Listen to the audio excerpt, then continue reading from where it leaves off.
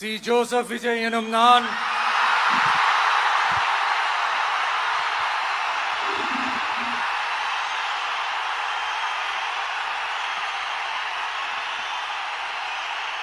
சட்டப்படி அமைக்கப்பெற்ற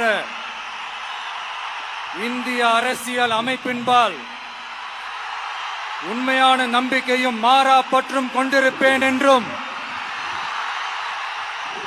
இந்திய நாட்டின் ஒப்பில்லாத முழு முதல் ஆட்சியையும் ஒருமையையும் நிலை நிறுத்துவேன் என்றும்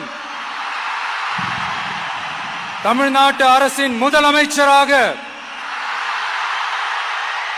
உண்மையாகவும் உளச்சான்றின்படியும் என் கடமைகளை நிறைவேற்றுவேன் என்றும் அரசியல் அமைப்பிற்கும் சட்டத்திற்கும் இணங்க அச்சமும் ஒருதலை சார்பும் இன்றி விருப்பு வெறுப்பை விலக்கி பலதரப்பட்ட மக்கள் அனைவருக்கும் நேர்மையானதை செய்வேன் என்றும் ஆண்டவன் மீது ஆணையிட்டு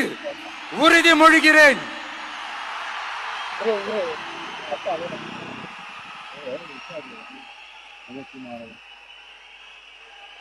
நான்